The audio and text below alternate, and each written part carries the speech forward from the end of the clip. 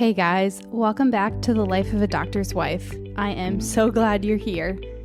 Today's episode is for anyone who has ever been asked the dreaded question, so where are you moving next? And if you're married to someone in medicine, you probably know exactly what I mean, because during medical school, especially towards the end, everyone starts asking, are you staying here? Are you moving back home? Where are you going after graduation? When will you know? Can't you just apply somewhere? And while those questions come from a place of excitement and love, the answer is actually a lot more complicated. The match process is something that is honestly hard to explain if you aren't in medicine. It's not like a normal job search where you apply, interview, get an offer, and decide where you want to live or even have a chance to negotiate. Residency match is basically this entire process that takes years of preparation, applications, interviews, then ranking, and then one very intense day where you find out where you're moving. So today's episode is basically your send this to your family and friends episode. If you have been tired of explaining what match is, send them this.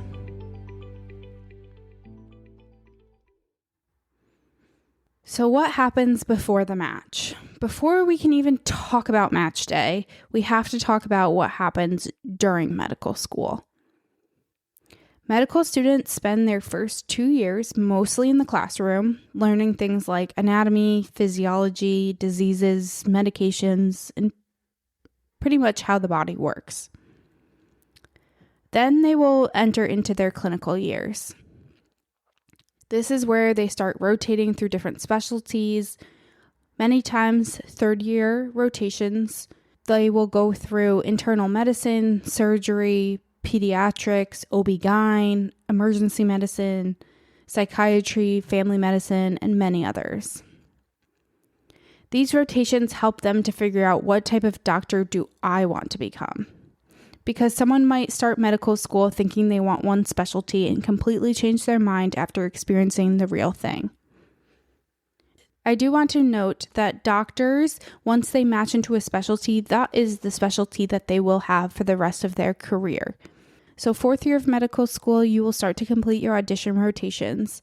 And this is one big part of the residency application process. Think of this like a month-long interview. A medical student may travel to a hospital or a program they're interested in and actually work there.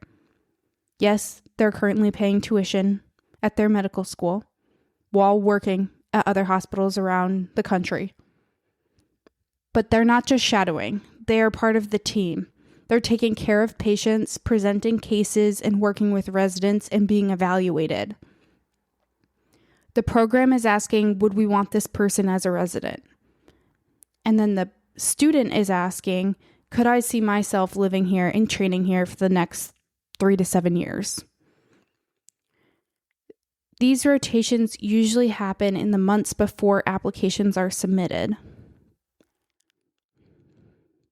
So now applying for residencies, after medical students decide what specialty they want, they will apply to residency programs. Many students will apply to only one specialty, but you are allowed to apply to multiple specialties. Each application does cost money to apply, so also keep that in mind. Now, this is all done through a centralized application system. I know that some of the specialties have broken off a little bit, but for family's sake and those who may not be as knowledgeable in the match process, just know that the application process is not like a LinkedIn job post or on their hospital website.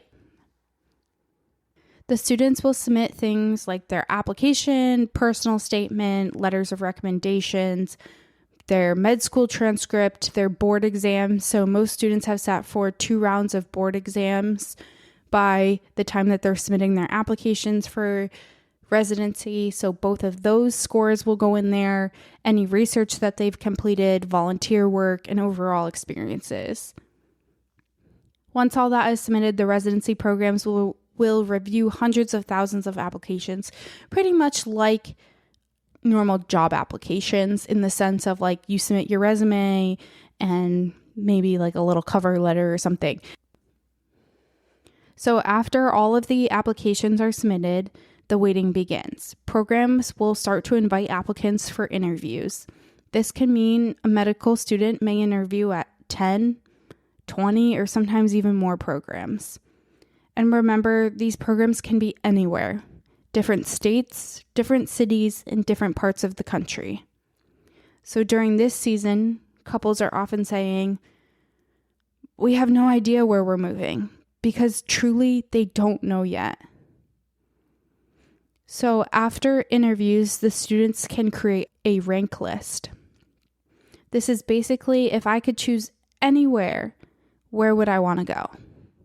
They rank the programs from their favorite to their least favorite. So as the students are ranking their programs, the programs are also doing the exact same thing, and they are now ranking their applicants. And then a computer algorithm matches everyone together. And this is the part people outside of medicine usually find confusing. The student does not simply pick where they get to go.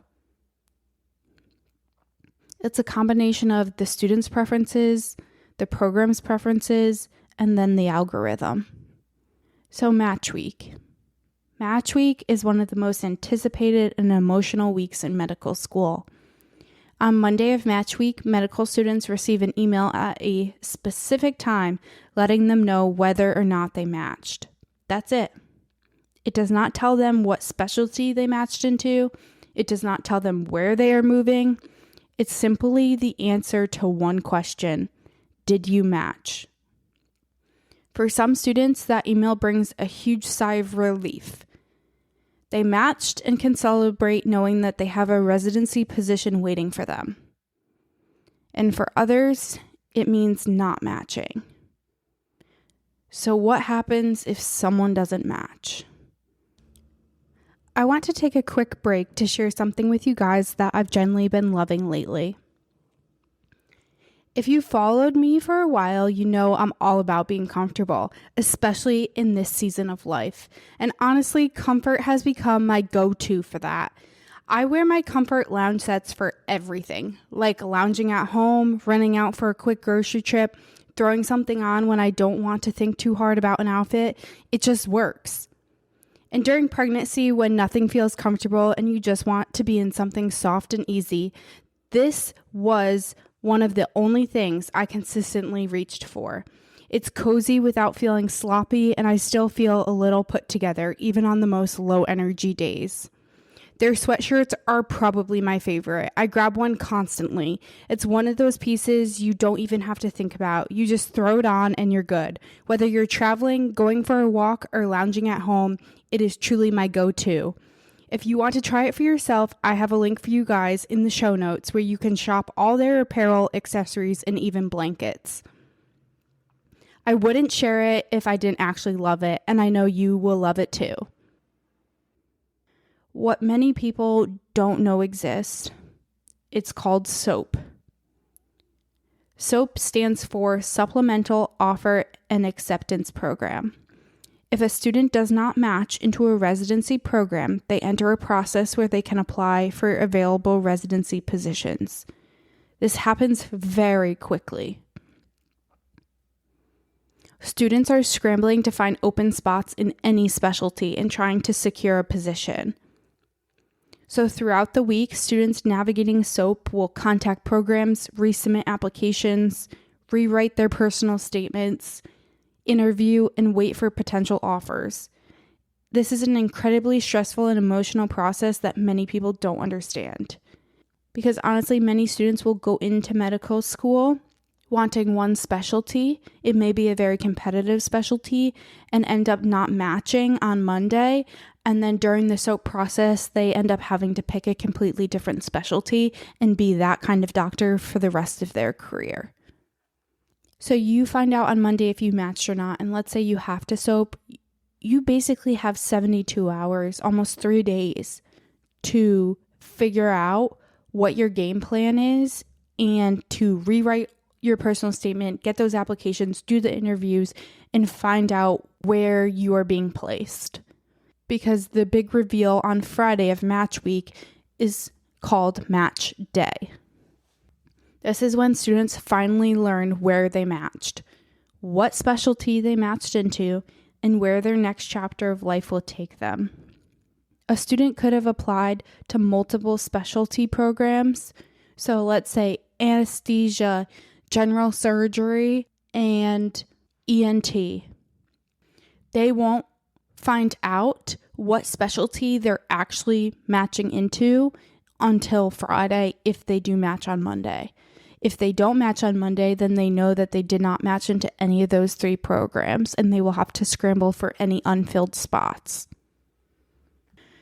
Now, many schools do host a match day gathering where everyone comes together and opens their envelope at the exact same time, as others may be opening their email to find out where and what specialty.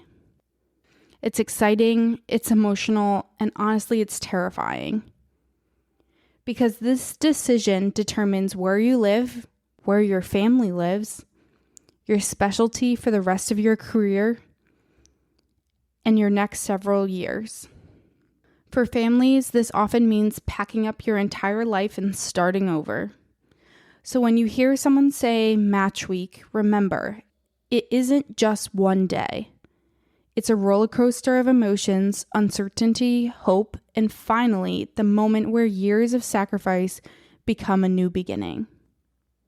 Every year, thousands of medical students go through the match.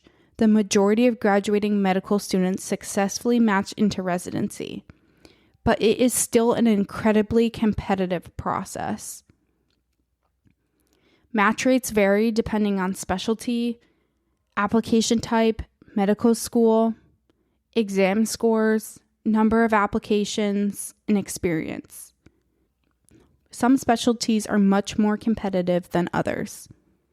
A specialty like dermatology, orthopedic surgery, plastic surgery can have significantly fewer spots compared to the number of applicants, while other specialties may have more available positions. Now, this information was found on the NRMP website. The position fill rate for the 2026 main residency match was 93.5%. The total unfilled spots, so again, these are jobs that went unfilled during the match process, was 2,971. The overall fill rate, matching and SOAP process combined, was 99.3%. So just keep in mind, even after match day and all of the medical students that have applied to this process and have gone through the SOAP process for the week, there is still a number of students that still do not match. They don't have a job.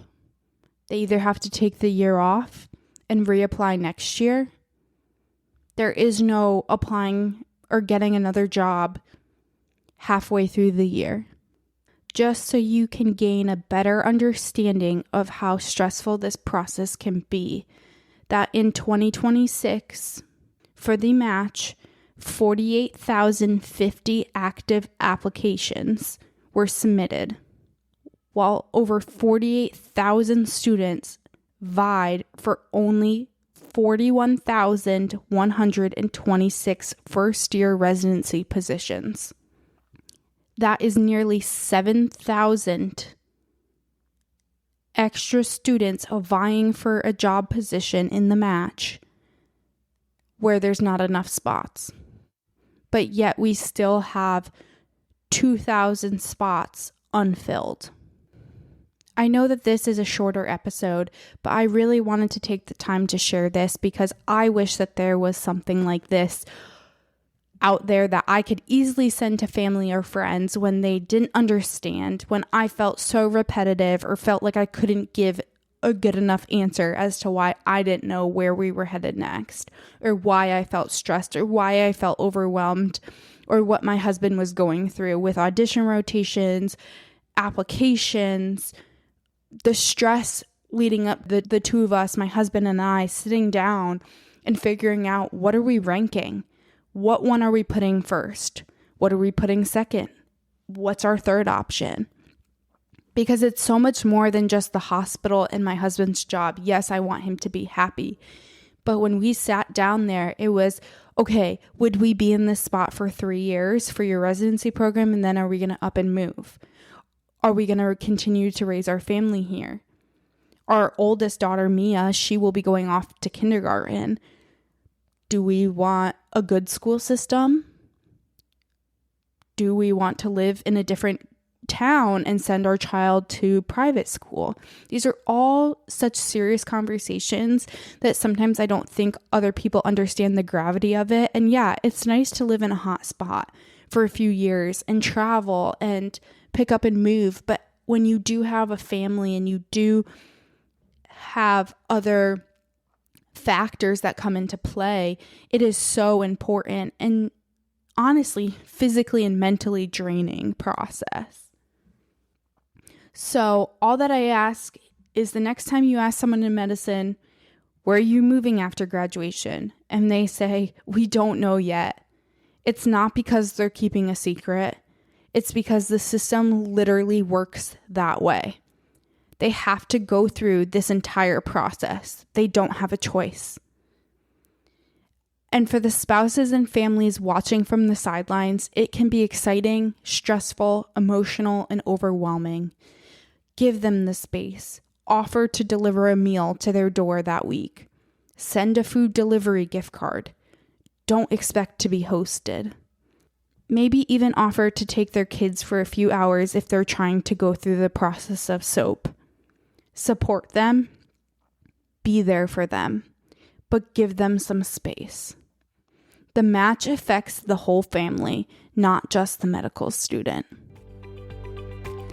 That's a wrap on this week's episode. So if you have a family member or friend who has been confused about why you don't know where you're moving, send this to them.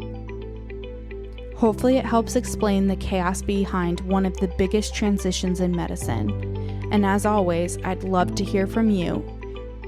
What do you have questions about? What would you like others to know about this life? Feel free to reach out or message me. You can find me on social media at Life of a DR Wife. Until next time, take a breath, pour yourself a nice coffee, and be kind to yourself. I'll see you in the next one.